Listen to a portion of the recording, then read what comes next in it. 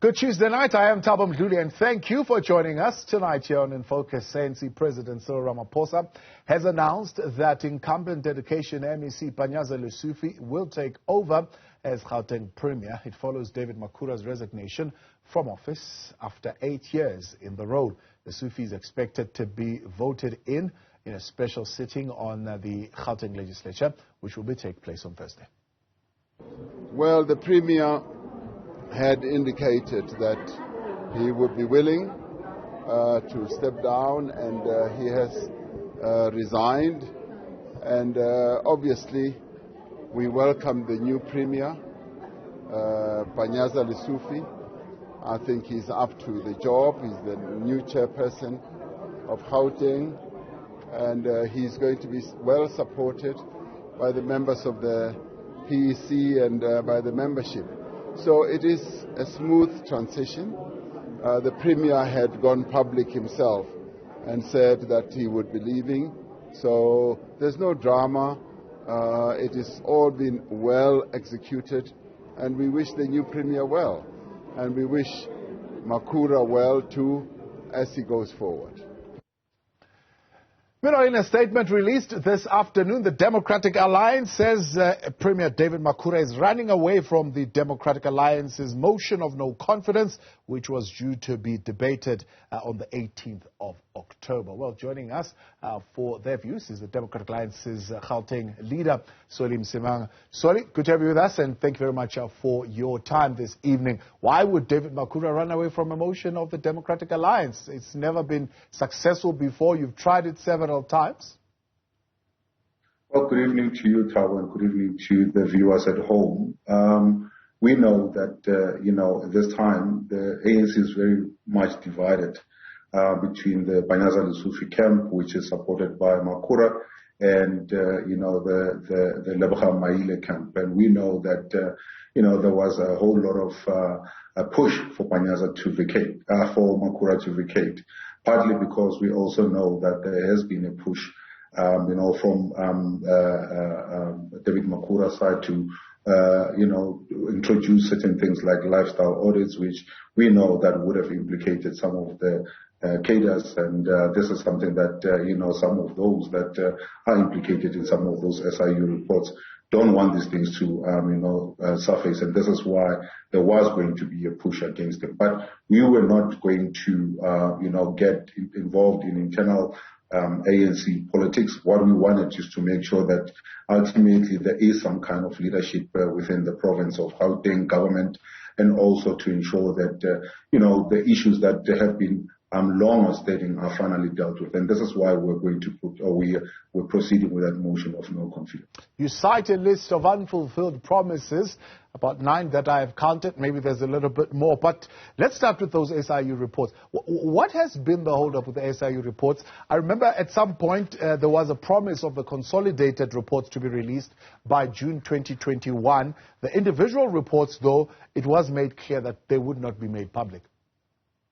Well, that's the whole point. And, we've been asking for these for a very, very long time. We've been asking for, reports that are emanating from Life Esetimeni, who's been responsible. Why hasn't been action being taken? We've been asking about the Bank of Lisbon. We've been asking about, it's a very, very long list, Thabo, of SIU reports or investigative reports. We know of the tuk-tuk projects that have taken place that we have been waiting for, and some of these things we know that certain MECs were at the center of it. We've been waiting, for example, the Alexander Renewal Project report. We've been waiting for the Mfuleni Renewal Project report, which we were told will be, coming forward. And we're not seeing this. We're not seeing the end of, the COVID-19,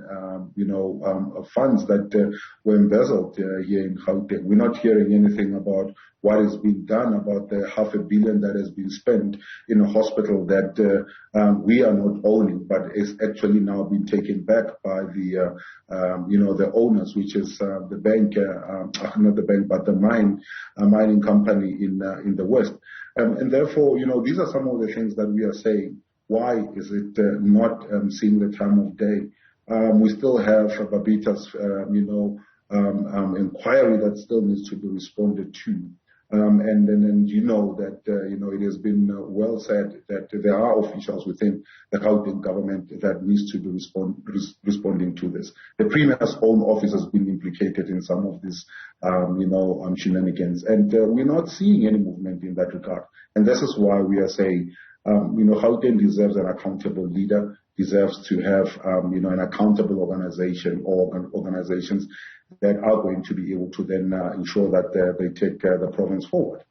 You also raised the issue of the energy mix, smart green energy solutions. Well, very recently the minister traveled to Germany saying they are developing what he calls a catalytic green hydrogen project, which will focus on industrial power grids, the use of renewable energy, or that can transition to renewable energy. But also, we've also heard, I think in 2015, he was talking of building a solar plant, manufacturing a factory of some sort at about 7 billion in partnership with a local university here in the province. Are you saying none of these projects that were on the cards are probably at a beginning stage or maybe midway?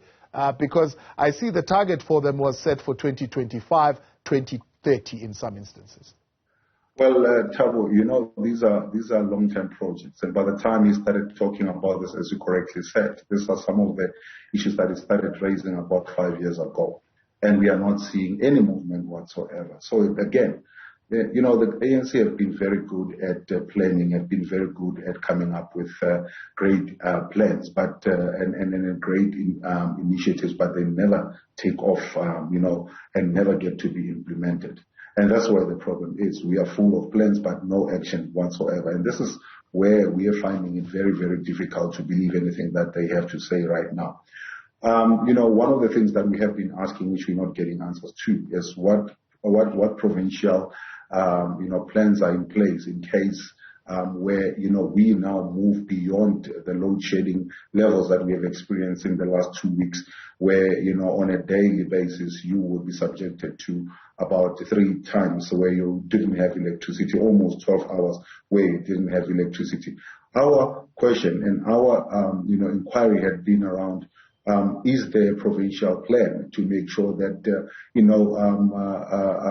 places like hospitals, places like police stations would have, operating capacity when we move higher on the levels of load shedding? And we're not getting answers to that. We don't know what will happen with communications when, let's say, Gauteng doesn't have electricity. We don't know what will happen with emergency rooms in hospitals when we don't have energy to provide. We don't know. Right now we're sitting with problems where municipalities are saying that they are experiencing in certain parts shortage of water because they're not able to pump water into reservoirs and out of reservoirs into the communities. And therefore we needed a provincial leader that is able to then say, what is Gauteng doing besides, talking to Eskom? What are we doing to seek for alternative, to what we are seeing as an imminent danger that is facing the people of Gauteng? And this is something that we feel that David Makhura has talked a lot about, but have not done anything around.